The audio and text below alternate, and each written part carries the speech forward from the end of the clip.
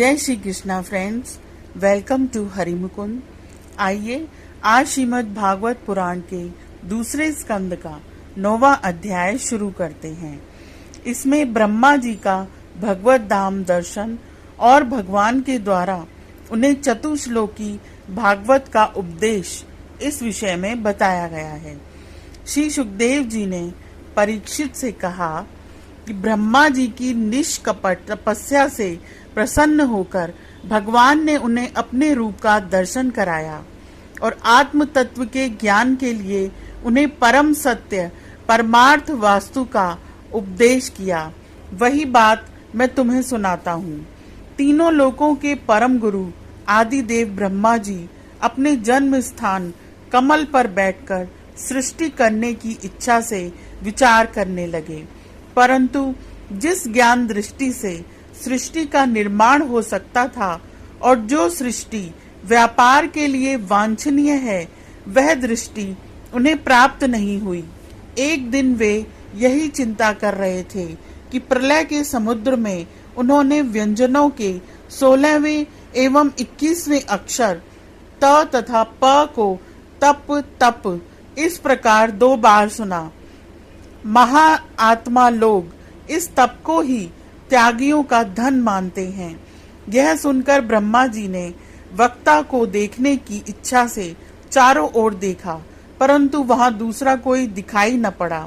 वे अपने कमल पर बैठ गए और मुझे तप करने की प्रत्यक्ष आज्ञा मिली है, ऐसा निश्चय कर और उसी में अपना हित समझकर उन्होंने अपने मन को तपस्या में लगा दिया। ब्रह्मा जी तपस्वियों में सबसे बड़े तपस्वी हैं। उनका ज्ञान अमोघ है।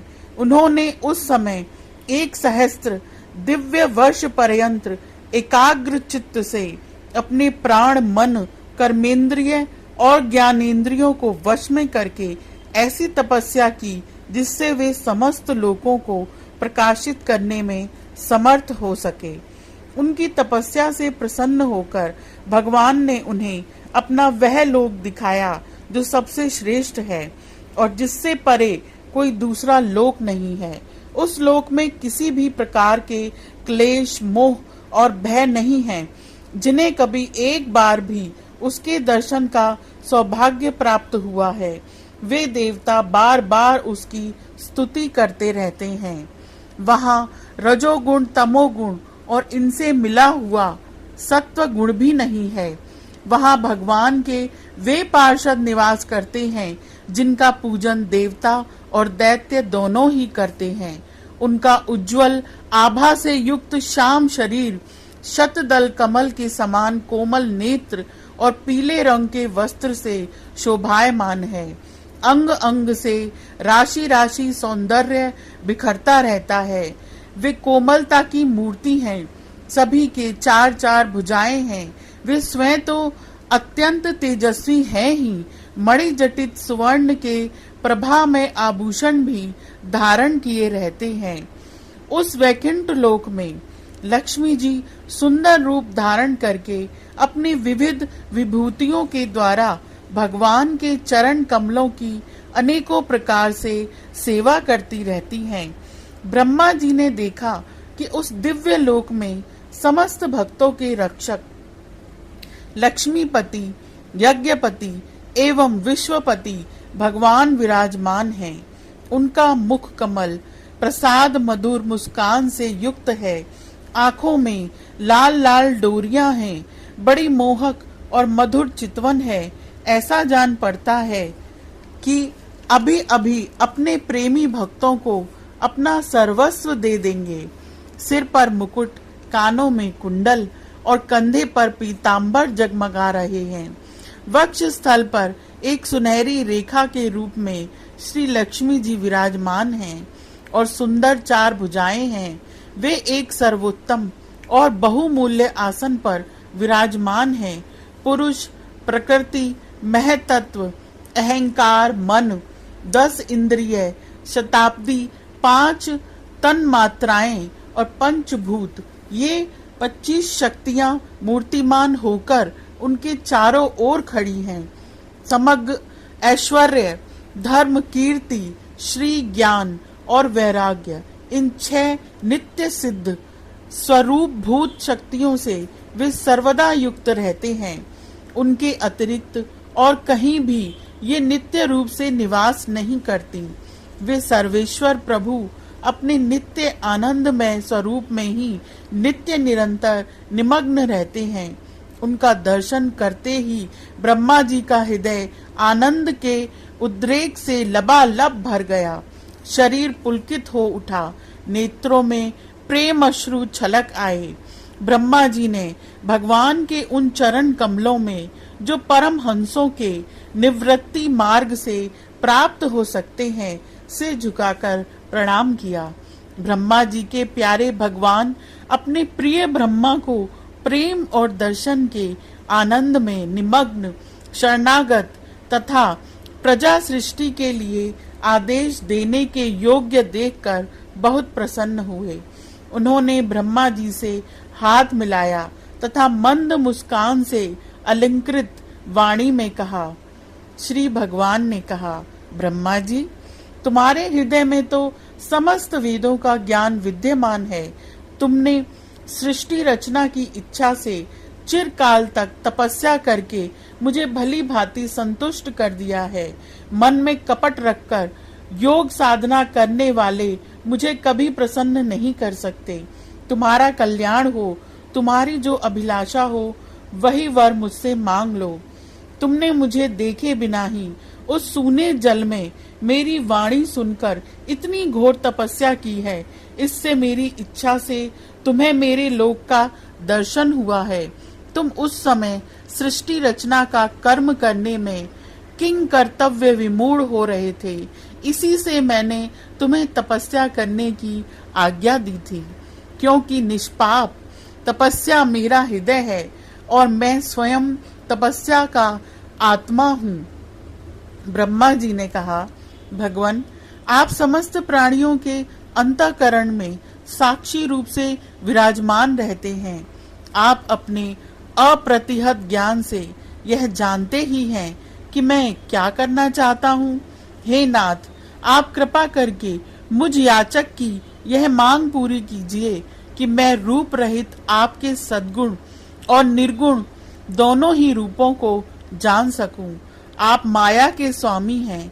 आपका संकल्प कभी व्यर्थ नहीं होता है। आप मुझ पर ऐसी कृपा कीजिए कि मैं सजग रहकर सावधानी से आपकी आज्ञा का पालन कर सकूं और सृष्टि की रचना करते समय भी कर्तापन आदि के अभिमान से बंध न जाऊं। प्रभु, आपने एक मित्र के समान हाथ पकड़कर मुझे अपना मित्र स्वीकार किया है। अतः जब मैं आपकी इस सेवा सृष्टि रचना में लगूं और सावधानी से पूर्व सृष्टि के गुण कर्मानुसार जीवों का विभाजन करने लगूं, तब कहीं अपने को जन्म कर्म से स्वतंत्र मानकर प्रबल अभिमान न कर बैठूं। श्री भगवान ने कहा, अनुभव, प्रेम, भक्ति और साधनों से युक्त अत्यंत गोपनीय अपने स्वरूप का ज्ञान मैं तुम्हें कहता हूँ, तुम उसे ग्रहण करो। मेरा जितना विस्तार है, मेरा जो लक्षण है, मेरे जितने और जैसे रूप, गुण और लीलाएं हैं, मेरी कृपा से तुम उनका तत्व ठीक ठीक वैसे ही अनुभव करो। सृष्टि के पूर्व केवल मैं ही मैं था।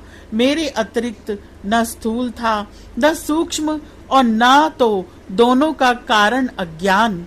जहाँ ये सृष्टि नहीं है, वहाँ मैं ही मैं हूँ, और इस सृष्टि के रूप में जो कुछ प्रतीत हो रहा है वह भी मैं ही हूँ, और जो कुछ बच रहेगा वह भी मैं ही हूँ। वास्तव में न होने पर भी जो कुछ अनिर्वचनीय वस्तु मेरे अतिरिक्त मुझ परमात्मा में दो चंद्रमाओं की तरह मिथ्या ही प्रतीत हो रही है, अथवा विद्यमान होने पर भी आकाश मंडल के नक्षत्रों में राहु की भांति जो मेरी प्रतीत नहीं होती, इसे मेरी माया समझना चाहिए।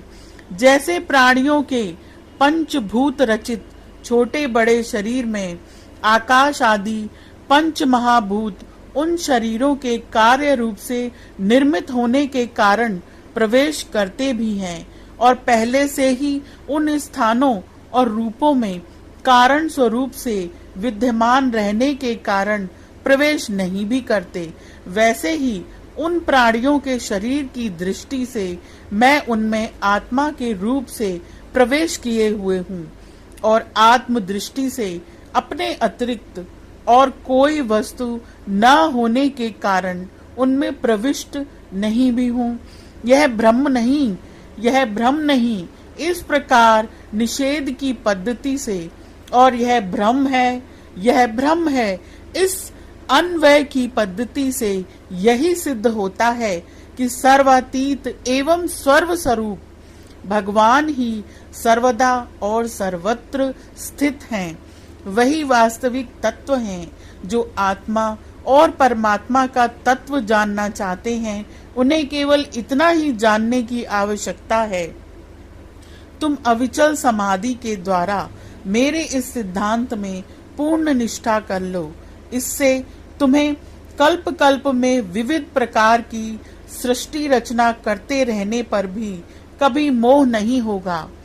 श्री सुखदेव जी कहते हैं, लोक पितामह ब्रह्मा जी को इस प्रकार उपदेश देकर अजन्मा भगवान ने उनके देखते ही देखते अपने उस रूप को छिपा लिया।